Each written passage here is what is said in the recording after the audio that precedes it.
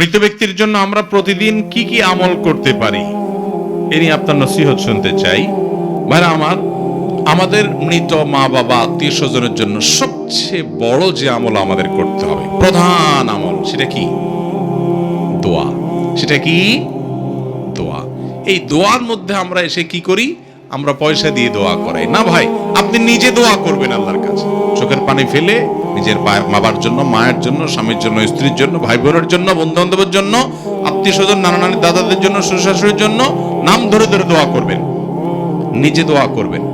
আমাদের দোয়া করতে বললে বলে কি আমি কি দোয়া করতে পারবো, আল্লাহ কি আমার দোয়া কবুল করবে? হ্যাঁ, আপনার দোয়া আর বেশি করবে, হুজুরের আগে আপনার দোয়া কবুল হওয়ার বেশি সম্ভাবনা। কারণ আপনার বাবার জন্য, আপনার মায়ের জন্য আপনার যে আকুতি হবে, ওই আকুতি তো হুজুরের হবে না। হ্যাঁ, হুজুর নেককার হলে, পরহেজগার, মুত্তাকি হলে, মুস্তাজাবুদ দাওয়া হলে তার দোয়া কবুলের সম্ভাবনা বেশি, এটা ভিন্ন বিষয়।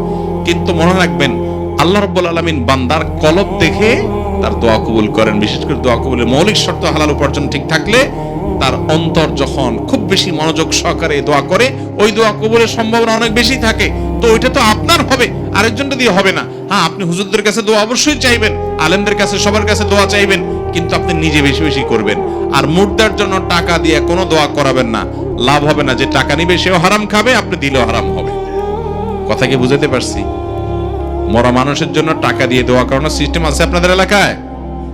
নাজায়েজ এবং গুনাহের কথা, জায়েজ নাই।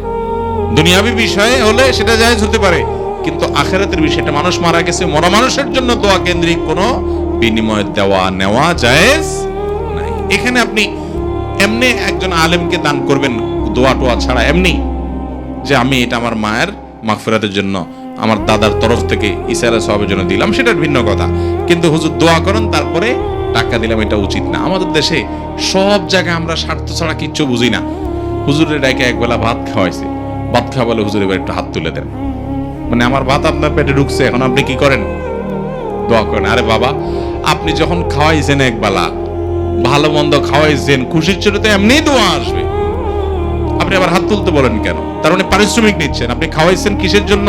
আল্লাহর খুশির জন্য, আল্লাহর সওয়াব দেওয়ার জন্য। আপনি তার কাছ থেকে বিনিময় আশা করছেন কেন?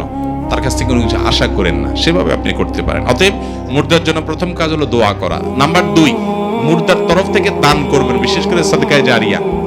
মসজিদ মাদ্রাসাতে দিলেন, গাছ লাগায় দিলেন, কোন একটা গরিবকে একটা স্থায়ী কিছু কিনে দিলেন, একজনকে একটা রিক্সা কিনে দিলেন, ভ্যান কিনে দিলেন, একটা টিউবওয়েল করে দিলেন, এবং একটা নিয়ত করবেন, আল্লাহ এটার সব আমি চাই না, আমার বাবার জন্য, মায়ের জন্য, মুর্দার জন্য চাই। স্থায়ী সাদকা, যেটাকে বলে সাদকায়ে জারিয়া।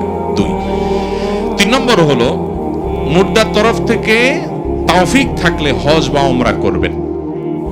আর যদি সে তৌফিক না থাকে তাহলে 4 নম্বর আমল করতে পারেন, মুর্দার তরফ থেকে রোজা রাখলে সেটা মুর্দার উপকারে আসবে, হাদিস দ্বারা প্রমাণিত।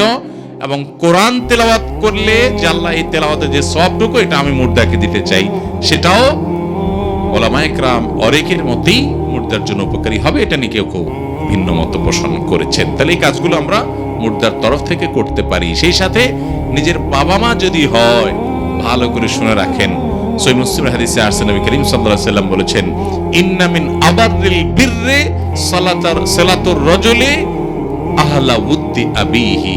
কোন ব্যক্তি, তার বাবা দুনিয়া থেকে চলে গেছে, একই কথা মায়ের জন্য প্রযোজ্য। তার যাওয়ার পর, মারা যাওয়ার পরে বাপ মার প্রতি সদাচরণ কেমনে করবেন?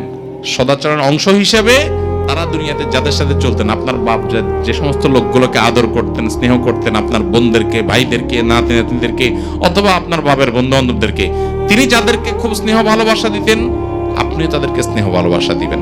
আপনার মা যাদের সাথে উঠা বসা করতেন, তাদের প্রতি আপনার শ্রদ্ধা থাকবে, আন্তরিকতা থাকবে, মায়ের মতো সম্মান দেখাবেন। এটা হলো বাবা মার মৃত্যুর পর তাদের প্রতি কি করা? সদাচরণ করা। আমরা অনেক ছেলে মেয়েরা এটা জানি না। তাহলে আমাদের মৃত আত্মীয় স্বজনের তরফ থেকে, বিশেষ করে মা বাবার তরফ থেকে আমাদের এই কাজগুলো করতে হবে। এরপর প্রশ্ন হলো, কবর স্থানের উপরে বাড়ি বানানো যাবে কিনা? না ভাই, কবরস্থানের উপরে বাড়ি নির্মাণ করা যাবে না। সহিহ মুসলিমের হাদিসে বর্ণিত হয়েছে, নবী করিম সাল্লাল্লাহু আলাইহি ওয়াসাল্লাম নিষেধ করেছেন কবরের উপরে জাকজমকপূর্ণ কোনো কিছু করতে এবং কবর উপরে বসতে, ও আইয়ুবনা আলাইহি, এবং কবরের উপরে কোনো স্থাপনা নির্মাণ করতে নবী সাল্লাল্লাহু আলাইহি ওয়াসাল্লাম নিষেধ করেছেন। তাছাড়া আপনার এটা শিরকের দিকে মানুষকে নিয়ে যায়। একটা জায়গায় কবর ছিল, সেখানে যদি বাড়ি হয়, ওই বাড়িকে মানুষ শ্রদ্ধা করবে, যেটা এখানে অমুকের কবর, আস্তে আস্তে শ্রদ্ধা করতে করতে শিরকের দিকে যেতে পারে, এটি একটি বড় কারণ। তৃতীয়ত, নবী করিম সাল্লাল্লাহু আলাইহি সাল্লাম কবরের উপরে অনেক উঁচা করে যে পাকা করা হয়, সুন্দর করে উঁচু করে, সেগুলোকে ভেঙে মাটির সাথে মিশিয়ে দিতে বলেছেন নবী করিম সাল্লাল্লাহু আলাইহি ওয়াসাল্লাম, আলীজানকে নির্দেশ করেছেন। তাহলে কবরের উপরে ঘরবাড়ি এভাবে নির্মাণ করা জায়েজ নয়।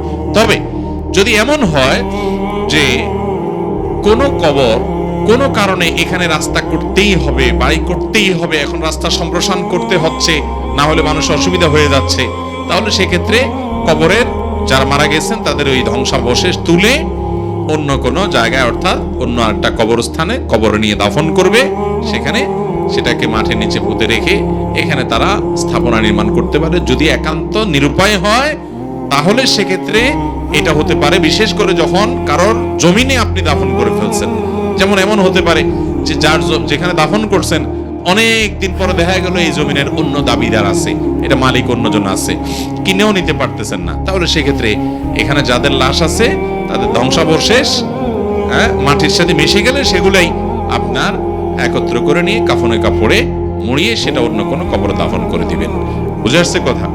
অতএব একদম মাটির সাথে মিশে গেছে, কোনো প্রকার আপনার আলামত নাই, তাহলে সেক্ষেত্রে আপনার মানে কবরের কিছুই এখন আর নাই এবং সেখানে আপনি নিরুপায় হয়েছেন নির্মাণ করতে, তাহলে সেক্ষেত্রে শর্ত সাপেক্ষে নির্মাণ করতে পারেন। কিন্তু সাধারণ অবস্থাতে চাইলেন আর কবরস্থানের উপরে আপনি বাড়ি বানানো শুরু করলেন, এটা জায়েজ নাই, নিষিদ্ধ। অনেক উলামা একরাম এটাকে হারাম পর্যন্ত বলেছেন, তবে বেশিরভাগ উলামা এটাকে মাকরু বলেছেন এবং নাজায়েজ বলেছেন, জায়েজ নাই।